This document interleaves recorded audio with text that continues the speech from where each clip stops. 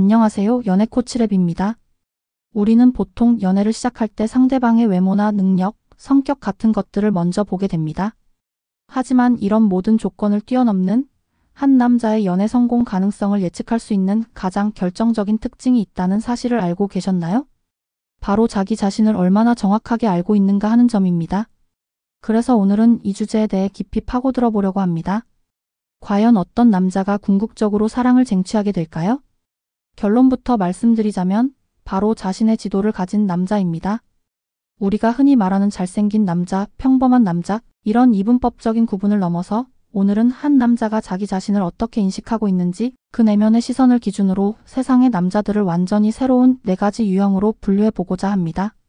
아마 오늘 영상을 끝까지 보고 나시면 주변의 남자들이나 혹은 자기 자신을 완전히 다른 시각으로 바라보게 되실 겁니다. 첫 번째로 이야기해 볼 유형은 바로 자신을 공작새라고 믿는 남자입니다. 이들은 자신의 외모나 특정 매력 포인트가 아주 뛰어나다는 것을 스스로 너무나 잘 알고 있습니다. 그리고 그것을 활용하는 데에도 아주 능숙하죠. 마치 화려한 깃털을 활짝 펴서 암컷을 유혹하는 공작새처럼 이들은 사람들 앞에서 자신의 매력을 과시하는 것을 즐깁니다. 소개팅 자리나 모임에 나가면 늘 가장 먼저 주목받는 사람들이 바로 이 유형에 속합니다. 그들의 자신감 넘치는 태도와 여유로운 미소는 처음에는 이성에게 아주 강렬한 매력으로 다가옵니다. 실제로 연애의 시작 단계에서는 다른 어떤 유형보다도 유리한 고지를 점령하는 경우가 많습니다. 문제는 그 다음부터 시작됩니다. 이들은 자신의 화려한 깃털, 즉 외적인 매력이나 타고난 끼만을 믿고 관계를 이끌어가려고 합니다. 대화를 나눌수록 어딘가 깊이가 부족하게 느껴지고 상대방의 내면을 들여다보기보다는 자신의 매력이 상대에게 얼마나 잘 통하는지에만 온 신경이 쏠려 있습니다. 제 지인 중에 정말 누가 봐도 잘생겼다고 할 만한 친구가 한 명 있었습니다. 그 친구는 20살 때부터 길거리 캐스팅도 수없이 당했고 어딜 가나 여자들의 시선을 한 몸에 받았죠. 연애도 거의 쉬어본 적이 없었습니다. 하지만 신기하게도 그의 연애는 단 한 번도 6개월을 넘기지 못했습니다. 처음에는 다들 그에게 호감을 느끼고 다가오지만 막상 관계가 깊어지려고 하면 그의 빈약한 내면이 드러나기 시작하는 것이었죠. 그는 상대방이 힘든 일이 있다고 털어놓아도 진심으로 공감해주기보다는 나처럼 잘생긴 남자친구를 뒀는데 뭐가 힘들어? 라는 식의 농담으로 상황을 넘기려 했습니다. 자신의 화려한 깃털 외에는 다른 무기가 없었기 때문에 관계에 갈등이 생기거나 더 깊은 유대감이 필요해지는 순간이 오면 속수무책으로 무너졌던 겁니다. 결국 그는 나이가 들수록 점점 더 연애가 힘들어지는 자신을 발견하게 되었습니다. 젊음과 외모라는 가장 큰 무기가 조금씩 녹슬기 시작하자 다른 매력을 갈고 닦지 않았던 과거의 자신을 후회하기 시작했죠. 이처럼 공작새 유형의 남자들은 연애 시장에 너무 일찍 그리고 너무 쉽게 데뷔한 나머지 오히려 관계를 유지하는 능력을 키울 기회를 놓쳐버리는 경우가 많습니다. 두 번째 유형의 남자는 자신이 원석인 줄 모르는 다이아몬드 같은 남자입니다. 이들은 첫 번째 유형과는 정반대입니다. 객관적으로는 충분히 매력적이고 괜찮은 사람이지만 정작 자기 자신은 그 가치를 전혀 인지하지 못하고 있습니다. 마치 먼지 쌓인 진열장 구석에 놓인 다이아몬드 원석처럼 스스로를 그저 평범하거나 심지어는 못난 돌멩이쯤으로 여기고 살아갑니다. 이런 유형은 보통 성장 과정에서 칭찬이나 인정을 많이 받지 못했거나 외모보다는 다른 가치에만 집중하도록 교육받은 환경에서 자랐을 가능성이 높습니다. 그래서 누군가 자신에게 호감을 표현하면 왜 나 같은 사람을?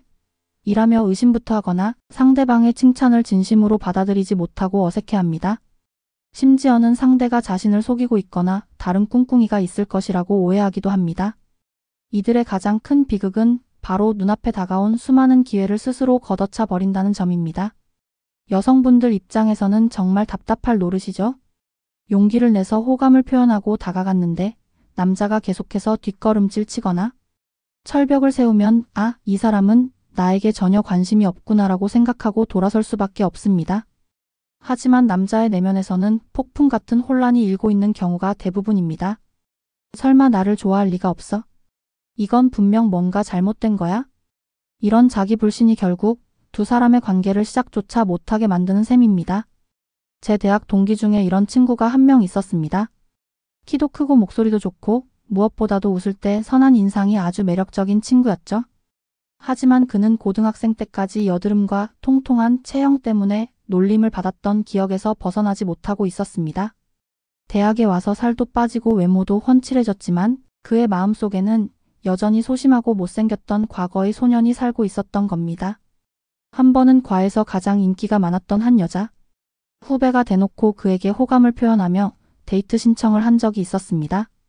모두가 잘 될 것이라고 예상했지만 그는 결국 그 후배의 연락을 피하고 도망쳐 버렸습니다.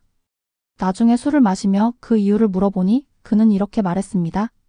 그렇게 예쁘고 인기 많은 애가 나를 좋아한다는 게 말이 안 되잖아. 분명 친구들하고 내기했거나 나를 이용해서 다른 목적을 이루려던 걸 거야.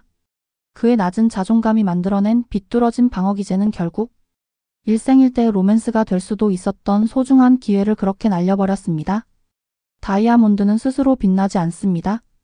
빛을 받아야 비로소 찬란하게 빛날 수 있는 것처럼 이 유형의 남자들은 타인의 인정을 통해 자신의 가치를 깨닫고 스스로를 옭아매는 과거의 그림자에서 벗어날 용기가 필요합니다. 세 번째 유형은 자신의 영토를 묵묵히 일구는 농부와 같은 남자입니다. 이들은 아마 우리 주변에서 가장 흔하게 볼 수 있는 그리고 가장 많은 남성들이 속해 있는 유형일 겁니다. 이들은 자신이 공작새처럼 화려하지도 다이아몬드처럼 특별하게 태어나지도 않았다는 사실을 아주 잘 알고 있습니다. 자신의 현실적인 위치와 장단점을 명확하게 파악하고 있죠. 그래서 이들은 기다리지 않습니다. 운명적인 사랑이 언젠가 찾아올 것이라는 뜬구름 잡는 소리를 믿지 않죠. 대신 자신의 밭을, 즉 자신의 가치를 높이기 위해 묵묵히 땀 흘려 노력합니다. 어떤 사람은 더 좋은 직장을 얻기 위해 밤늦게까지 자격증 공부를 하고 어떤 사람은 매력적인 몸을 만들기 위해 퇴근 후 지친 몸을 이끌고 헬스장으로 향합니다.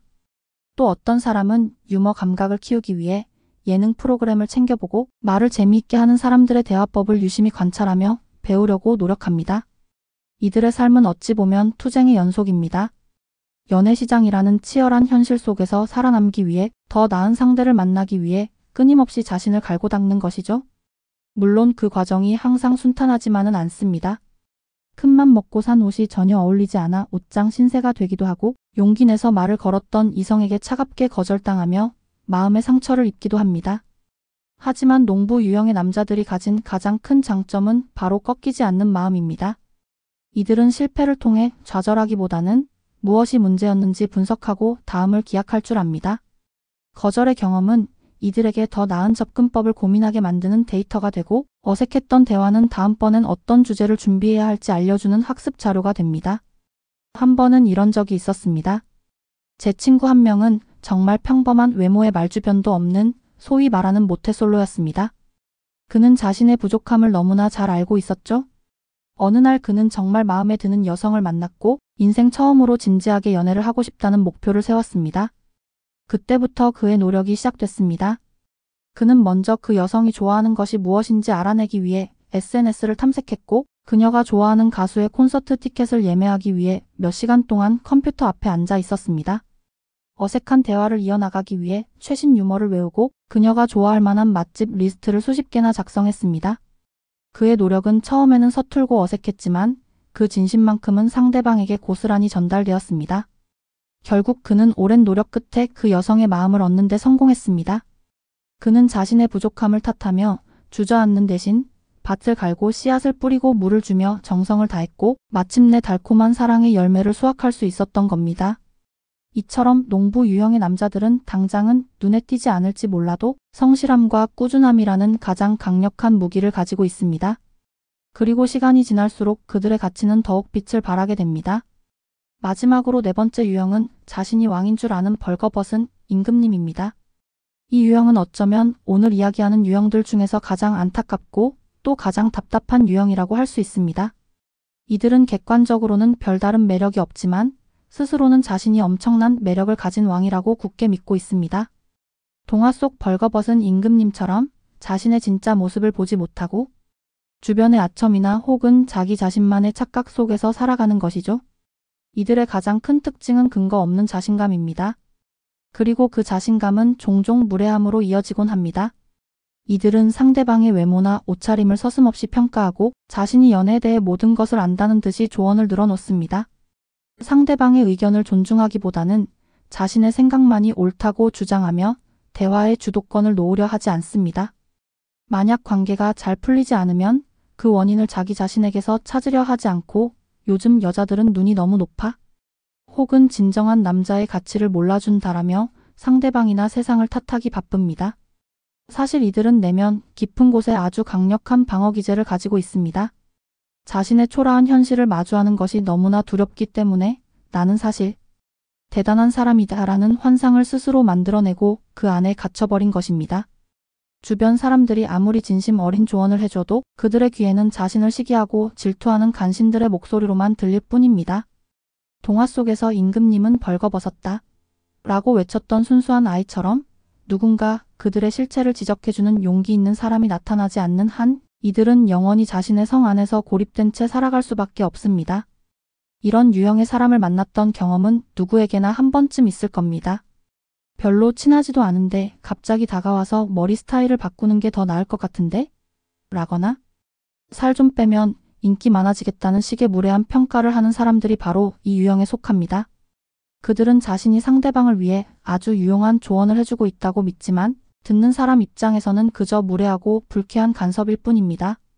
그들은 왜 자신의 연애가 항상 실패로 돌아가는지 전혀 이해하지 못합니다. 자신이 입고 있는 투명 옷이 얼마나 멋진지 감탄하고 있는데 왜 사람들은 자신을 비웃고 피하는지 알 턱이 없는 것이죠. 이들에게 가장 필요한 것은 화려한 옷이나 멋진 왕관이 아니라 자신의 진짜 모습을 비춰볼 수 있는 정직한 거울입니다. 자, 이렇게 우리는 오늘 4가지 유형의 남자에 대해 알아봤습니다. 화려한 깃털을 뽐내지만 내면이 비어있을 수 있는 공작새, 자신의 가치를 몰라 기회를 놓치는 다이아몬드 원석, 묵묵히 자신의 가치를 키워나가는 농부, 그리고 자신만의 착각 속에 사는 벌거벗은 임금님까지. 결국 연애라는 긴 여정에서 최종적으로 성공하고 행복을 얻는 사람은 어떤 유형일까요? 당연히 농부 유형의 남자입니다. 처음에는 공작새의 화려함에 눈길이 가고 다이아몬드 원석의 잠재력에 끌릴 수도 있습니다. 하지만 오랜 시간 함께하며 신뢰를 쌓고 안정적인 관계를 만들어가는 데에는 자신의 현실을 정확히 인지하고 더 나은 사람이 되기 위해 끊임없이 노력하는 농부의 성실함을 따라갈 수 없습니다. 그는 부족함을 알기에 겸손하고 노력의 가치를 알기에 성실하며 실패를 통해 성장하기에 결국에는 가장 단단하고 풍요로운 사랑을 일구어낼 수 있는 사람입니다. 여러분은 주변에서 어떤 유형의 남자를 가장 많이 보셨나요? 혹은 오늘 제 이야기를 들으면서 뜨끔했던 부분이 있으셨나요? 여러분의 솔직한 생각과 경험을 댓글로 남겨주세요. 다른 분들의 이야기도 함께 읽어보면 정말 재미있을 겁니다. 우리는 모두 서툴고 부족하지만 자신의 지도를 가지고 꾸준히 나아가는 농부와 같은 사람이 될 수 있습니다. 오늘 이야기가 여러분의 연애에 작은 도움이 되셨다면 구독과 좋아요, 알림 설정도 잊지 말아주시고요. 저는 다음에 더욱 유익하고 재미있는 이야기로 돌아오겠습니다. 지금까지 연애 코치랩이었습니다. 감사합니다.